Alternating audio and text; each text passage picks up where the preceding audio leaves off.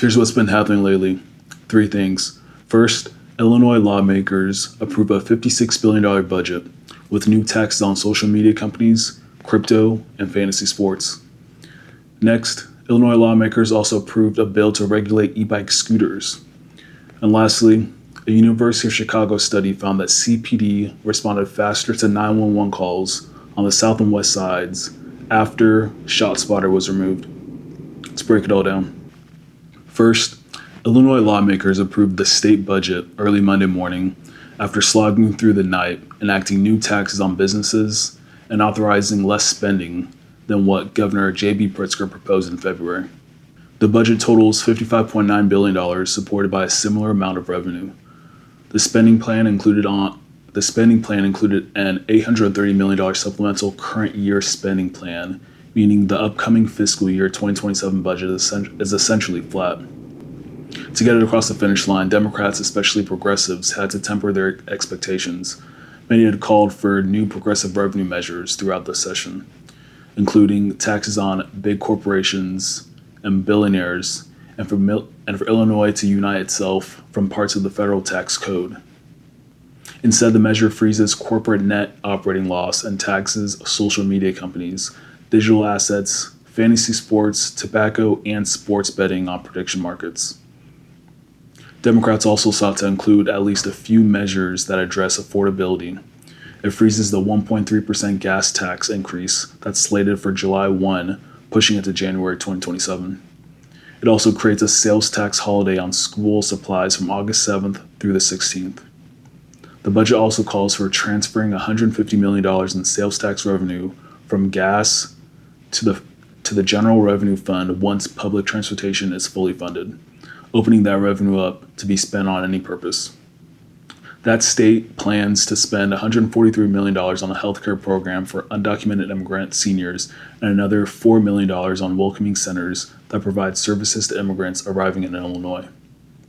Lawmakers incorporated a pair of the tax changes that Pritzker had proposed in February. One would lower the cap on corporate net operating loss deductions for businesses. Another would impose a tax on social media companies based on the number of users the platform has in Illinois. Combined, those would generate $500 million in new revenue. Consumers purchasing tires will also see a 50-cent increase in a tax on those purchases, which primarily funds a waste disposal fund. Other spending in the budget appears to rely on numerous fund sweeps that redirect money from one program to another, or to the state's General Revenue Fund.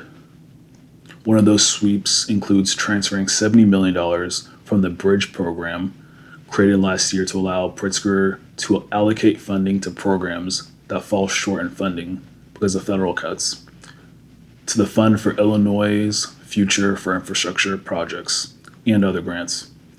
Money in that fund is typically earmarked for specific projects in Democratic legislative districts. However, the spending bill stipulates that $70 million from the Bridge Fund should go to a new program to fill gaps in food assistance programs, which led to some confusion among the lawmakers debating the bill in the House. The budget would establish a program to help people who have lost Supplemental Nutrition Assistance Program, or SNAP, benefits as the federal government institutes new restrictions on eligibility. Under the new Families Receiving Emergency Support for Hunger, or FRESH program, people who have lost or seen their SNAP benefits reduced would be eligible for a one-time $400 payment. The bill also fully funds pensions and the state's evidence-based funding model for K through 12 education, including a property tax relief component. However, districts receiving those grants will need to forego property tax increases for 3 years, rather than 2 as current law requires. Next, owners of electronic bikes, scooters, and other modes of transportation could soon be subject to new regulations under a bill moving forward in the State House.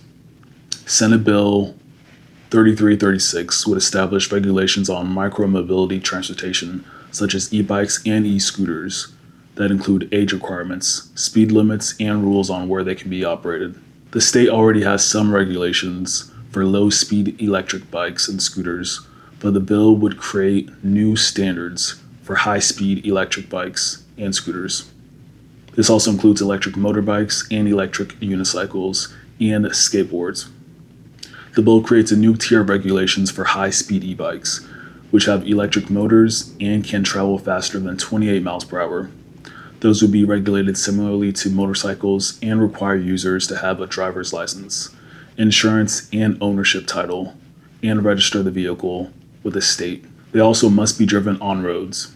All low-speed e-bikes can be used on streets, bike lanes, paths, and trails, but not on sidewalks. Some high-speed electric scooters can reach speeds of 50 miles per hour, but the new regulations would limit them to traveling up to 28 miles per hour. Riders would be allowed to operate them on paths, bike lanes, roads, with speed limits up to 35 miles per hour, or faster roads if there's a bike lane. Users must be 16 years old. Low-speed electric scooters that top out at 20 miles per hour would also be allowed on paths, bike lanes, and roads by users who are at least 16 years old, down from 18 years old in current law. Battery-powered devices designed for young children would be unregulated, aside from a stipulation they must stay on sidewalks and paths. Users who violate the regulations would pay fines and have their devices confiscated and impounded by the police. They're also subject to other existing traffic laws and penalties as well.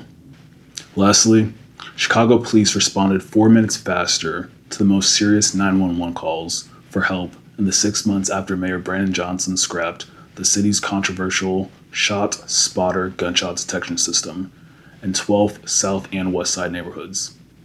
This is according to analysis of Chicago crime data in those neighborhoods. Using data obtained through the Freedom of Information Act requests, as well as data published by the city, Rob Vargas, a sociology professor at the University of Chicago who leads the University of Chicago Justice Project, found there is no evidence that Johnson's decision to turn off the microphones that sent an alert to police officers every time the system picked up suspected gunfire slowed police response times or drove up violent crime, as many warned. Response times dropped across the city during the 6 months after Johnson scrapped the system in September 2024, over the vehement objections of a majority of the Chicago City Council as compared with the 6 months before it was shuttered, according to the analysis. But response times dropped faster in police beats where the gunshot detection system had been operational, according to the analysis, which examined CPD response times to 911 calls given the highest priority that did not involve reports of gunshots, according to the analysis.